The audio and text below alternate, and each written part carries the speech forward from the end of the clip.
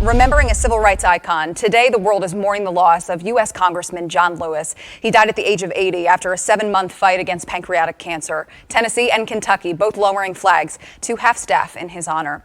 Lewis led really what is an extraordinary life, fighting for equal rights and an end to police brutality. His path actually started right here in Nashville, and his death really comes at a time where the conversation is still very much focused on what many are fighting for right now.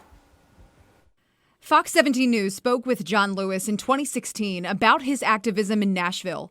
He helped to organize the lunchroom sit-ins in the 60s. It's a movement, he says, forever changed him and his approach to politics. And as protesters continue fighting the same fight this leader spearheaded decades ago, his words arguably more poignant now than ever. We've come so far, we've made so much progress. And we don't want to go back. We want to go forward. I think we must come together as a people and preach the way of tolerance, the way of love and peace, and lay down the burden of hate and division. Lewis's death falling on the 36th day of protests in downtown Nashville. Some protesters getting into good trouble, as Lewis called it, a quote he penned on Twitter in support of confronting many of the world's injustices, regardless of the consequences. In 2020, roughly 150 arrests among the People's Plaza protesters so far. He was once one of them in Nashville and beyond, recalling arrests he endured himself. I got arrested 40 times during the 60s. And since I've been in Congress, another 5 times.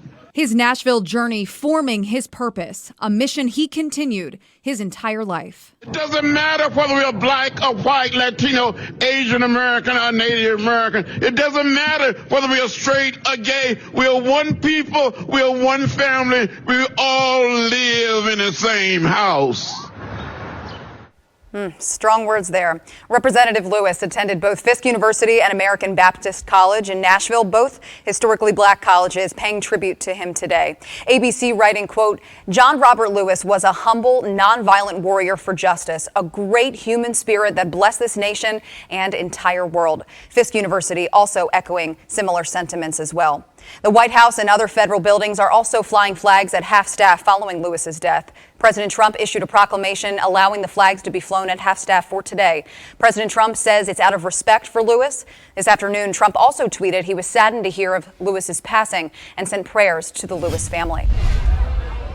A video circulating on Facebook shows the crowds on Broadway Friday night, limited masks in that crowd. Leslie Mitchell took that video. I took the video because I couldn't believe what I saw. Signs downtown let everybody know masks are necessary, and police said they're now enforcing the rule. Police say they haven't given any citations yet, but have given almost 1,000 verbal warnings and 130 educational sheets since Wednesday. Tourists we spoke to today say masks have become a major part of their vacation. I mean, I understand because, people are catching the virus, but it's so hot, and it's so hot to breathe in them. And I've talked to a few people around here, they're kind of like, they don't believe in it either, but we're all doing what we have to do to get past this and make this virus go away. I reached out to the health department to see if any of the restaurants received complaints or violations because of people not wearing masks. It told me there haven't been any since Friday. But with downtown a COVID-19 hotspot, it remains to be seen when police will start issuing actual citations. And for people like Leslie, whose job is impacted by the pandemic, crowds like these are frustrating. As long as people are doing what they were doing, what I saw them doing last night, people like us are not going to get to go back to work. The U.S. Food and Drug Administration has now authorized COVID-19 pool testing. The move will now allow for multiple people to be tested at once. The agency announced an emergency use authorization for Quest Diagnostics today. The company can test up to 4 people at once for COVID-19. FDA leaders say sample pooling can help get COVID-19 tests to more Americans more quickly while preserving testing supplies. This is the first COVID-19 pool sample diagnostic test to be authorized in the United States. Right now, there's some new information on COVID-19 tonight. As a new report details a rise in drug overdoses. Researchers believe the pandemic is the reason why. The report by the University of Maine shows a 23% increase in drug deaths in that state, at least in the first 3 months of this year. The Tennessee Department of Health says 1,800 Tennesseans died from drug overdoses in 2018. Researchers believe Maine's data could also fit into a national trend as people deal with social isolation, economic difficulty, and reluctance to seek medical attention during the pandemic.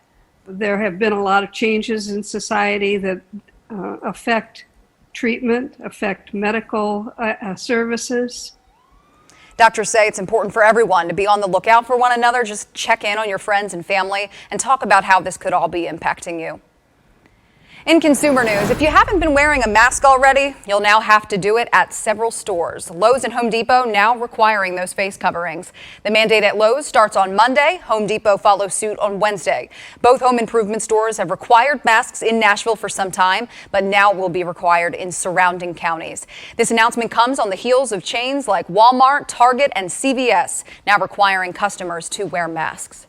If you're worried about heading to the pharmacy during the pandemic, now you may soon be able to get your prescriptions just delivered to you straight to your door. Walgreens has announced it's partnering with DoorDash. The popular food delivery company will now deliver some over-the-counter medications and other items. Right now, the service only available in Chicago, Atlanta, and Denver, but hey, maybe soon here. Walgreens officials say they're hoping to expand to other cities soon.